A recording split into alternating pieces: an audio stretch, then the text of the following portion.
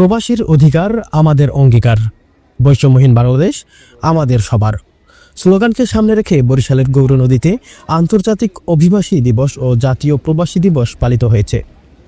এই উপলক্ষে আজ বুধবার সকালে উপজেলা প্রশাসন ও গৌরনদী কারিগরি প্রশিক্ষণ কেন্দ্রের উদ্যোগে উপজেলা চত্বর থেকে র্যালি বের করা হয়। র্যালি শেষে উপজেলা অডিটোরিয়ামে আলোচনা সভায় প্রধান অতিথি ছিলেন গৌরনদী উপজেলা নির্বাহী অফিসার ও পৌর প্রশাসক মোহাম্মদ আবু আবদুল্লাহ খান। কারিগরি প্রশিক্ষণ কেন্দ্রের অধ্যক্ষ মোহাম্মদ রহিস উদ্দিনের সভাপতিত্বে অনুষ্ঠানে বিশেষ অতিথি ছিলেন গৌরনদী মডেল থানার officer in charge OC Mohammad Yunus Mia, উপজেলা মাধ্যমিক শিক্ষা কর্মকর্তা আব্দুল জলিল, প্রাথমিক শিক্ষা কর্মকর্তা তাসলিমা বেগম, উপজেলা মহিলা বিষয়ক কর্মকর্তা জাহানারা পারভিন, সমবায় কর্মকর্তা আফসানা সাক্ষী সহ অন্যান্যরা।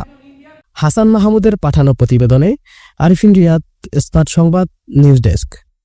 অভিবাসী ভাই এখানে এসে কথা বলেছেন যে তারা যায়, দেখা যায় যে পার্শ্ববর্তী রাষ্ট্র ভারতের এক্সাম্পল দিয়ে কথা বলেছে, ইন্ডিয়াতে থেকে অনেক কম টাকায় তারা যেতে পারে, কিন্তু তাদের দেখা যায় 5-6 লাখ টাকা চলে যায়। এখন তার কথা সূত্র ধরে বলি যে আপনি কোন প্রক্রিয়ায় যাচ্ছেন সেটা হচ্ছে অনেক আছে দালাল দেবে যে আমার দেশের বাইরে দিতে। আপনি যদি সে প্রক্রিয়ায় যান তাহলে আপনাকে বিভিন্নভাবে সেটা ভয়ানক অনেকে যে আমাদের বাংলাদেশে একটা বড় একটা সমস্যা ছিল হিউম্যান ট্রাফিকিং।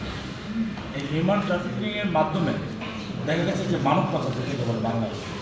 এই মানব পাচারের মাধ্যমে দেখা গেছে যে অবৈধ পথে যাচ্ছে কিছু অবৈধ সুবিধা নেওয়ার জন্য, পরবর্তীতে গিয়ে তারা বিভিন্নভাবে সমস্যা হয়। আপনারা দেখেন যে জনশক্তি ও কর্মসংস্থান ব্যুরো সরকারের একটা প্রতিষ্ঠান, এই যে প্রবাসী কল্যাণ মন্ত্রণালয় সরকারের একটা প্রতিষ্ঠান, এরা কিন্তু এই প্রবাসীদের নিয়েই কাজ করে, প্রবাসীদের কল্যাণের কাজ করে। তাহলে আপনারা এই জিনিসগুলোর সাথে না গিয়ে, প্রপারইতে না গিয়ে আপনারা যদি অন্য কোনো ওইতে যদি যান, তাহলে সেই বিষয়টা, সেই দায়িত্বটা কি সরকারের কারোর উপরে বর্তাবে বলেন? সেটা তো ব্যক্তিগতভাবে আপনারা নাই। প্রবাসীদের নিয়ে কাজ করছি আমরা। কারিগরি প্রশিক্ষণ কেন্দ্র অর্থাৎ কেটিসি গৌরনদী বরিশাল। বিশাল জনসংখ্যার এই দেশে বেশিরভাগ মানুষই জেনারেল শিক্ষায় শিক্ষিত। এই সাধারণ শিক্ষায় শিক্ষিত হওয়ার কারণে মূলত